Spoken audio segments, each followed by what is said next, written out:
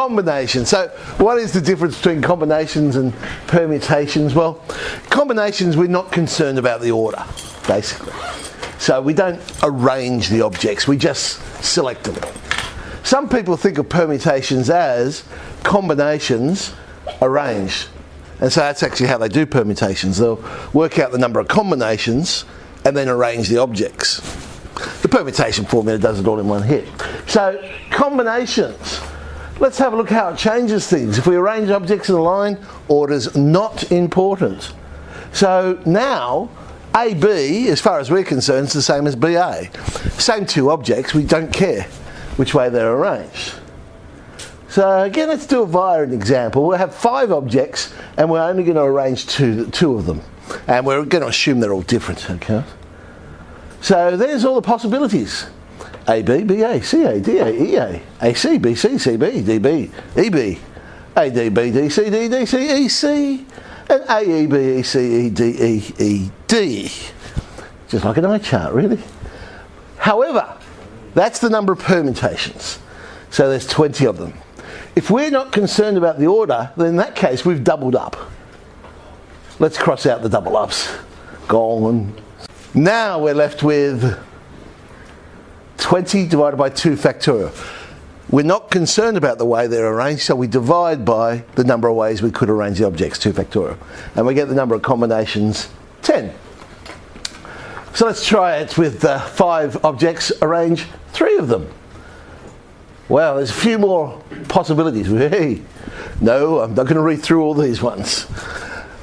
There are in fact 60 of them there. So 5p3. But if we get rid of all the double ups, so for instance ABC is the same as BAC and CAB for that matter. Let's get rid of all the... So we're left with just 10.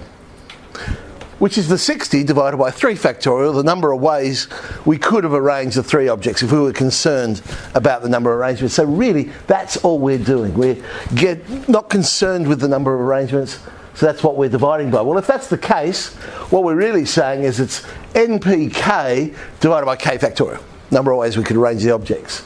Well, NPK, if you remember, was N factorial on N minus K factorial.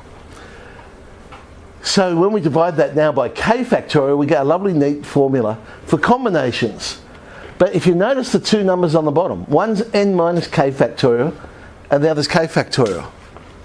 What do you notice about the 2 numbers? They add up to N. That's all I'm looking for. N minus K and K, what's their relationship? They add up to N, which is the number on top. Okay. So you're all thinking too deep into the problem. You're thinking, what could it be? That's simple. All right. So the symbol for that, NCK, on your calculators, that one's on the division button, is it? Yeah. So you usually find it on the division button. I mean, others you have to go through a menu. It just depends on your type of calculator. Okay. Let's do an example. This example, the good old Lotto. How many ways can 6 numbers be chosen from 45 numbers? Which is the basic idea of the ordinary game of Lotto. There are other variations out there. There's Oz Lotto where you have to get 7 numbers. There's Powerball where you have to get, how's that one work? I think you get 5 numbers, but then you have to get 1 number from another group of numbers, and there's all sorts of variations. But the very basic one that they started off with was just simply 6 numbers. How many ways? 45C6. There we go, 8,145,060 different combinations. And one of those will be the winner. And in case you're wondering, it wasn't me this week. I thought it was my turn, but apparently not. So it must be next week it's my turn.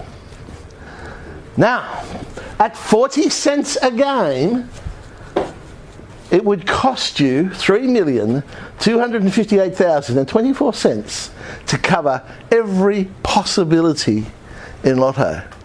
So those weeks when the jackpot, and as I said on Tuesday night, it was $30 million. Right? So you could cover every possibility and guarantee a win.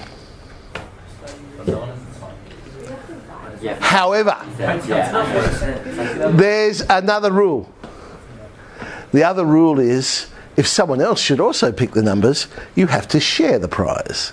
So it's still a gamble. You won't cover every possibility, but now you're gambling as to how many people might get it, and you've got to split the prize. So there's still no guarantee that you're going to win. So we've got committees of 5 people. We've got 7 men, 4 women to choose our committee from. How many are possible? No restrictions. Well, if there's no restrictions, again, the fact that we've got so many men, so many women is irrelevant. We're just choosing from 11 people. So 11C5, 462 possible committees we could come up with. How many of the committees contain only males? Well, now we're just choosing from, how many males were there? 7. It's like the 4 women don't exist. So 7C5. 7C5. So now there's only 21 committees. So when you think about it, back in the dim dark ages when they used to discriminate against women a lot, look at the choice. By allowing everyone to be on the committee, you got 462 different possibilities for diverse opinions and what have you. By simply saying, no, we want only men, you only get 21 different committees, you know. A lot less choice, a lot less diversity. Okay. Then we got a bit more knowledgeable and said, hang on, it's International Women's Day. We better have at least one woman on the committee. So, how would we do that? Well, we could work out how many committees have one woman, how many have 2, or of course we could use our complementary event idea, because we've just worked out how many are all men, and we know how many committees there are all up.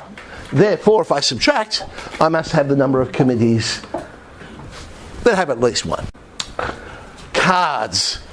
Some say this is the whole reason the science of probability started in the first place. Poker, exactly. So people could work out the chance of the different hands, and that's why certain combinations of cards beats another ones. It's all to do with probability of it happening. So how many possible hands have we got? Well, for those who are unsure, there are 52 cards in a pack. And we're going to deal 5 cards. So 52C5. There's, whoa, a lot of different possible hands we could get there. Well, what's the probability of getting 3 of a kind? 3 of a kind. So that's 3 cards with the same symbol in different suits, of course. All right. First thing, we're going to have to choose which number is going to be 3 of a kind. And there's 13 different, numbers plus the, including the court cards and what have you. So 13C1. Now once we've done that, in the deck there's 4 of that type, and we want to choose 3 of them. So we've got our 3 cards. We need another 2 cards. Technically, 48C2. Right? Yeah, so even though there's 49 cards still in the pack, I'm only choosing from 48. Because if I was to pull out, say it was aces, if I was to pull out the 4th ace, I wouldn't have 3 of a kind, I'd have 4 of a kind. Now, this possibility, of course, includes a full house. Technically, I should subtract all of the full houses, but let's pretend we don't know the rules of poker. 3 of a kind, okay, that's how many hands we've got. So the chance of getting 3 of a kind, 94 over 2,915, which includes the full house. And hopefully we've got that, because that'll be better. It's about 3%. 3%. So when you get 3 of a kind in your hand and you get excited, hey, 3% of the time you're going to get. It's not that rare compared to some of the others. Let's do an HSC question. So this one comes from 2004. We have a 4-person team going to be chosen from 9 women and 7 men. How many ways can the team be chosen? So again, we don't care about the gender. So 16C4, 1,820. 1,820. So what's the probability that our team, so this time the team's all women? Well, now we're only choosing from the 9. So 9C4, 126, but they've asked us for the probability. So it'll be 126 over 1820, giving us, does that simplify down? There we are, 9 in 130. 9 in 130. So 10G is now on combinations rather than permutations. I've left out 19. I wonder why I didn't like 19 and 27. I wonder what it was about those ones.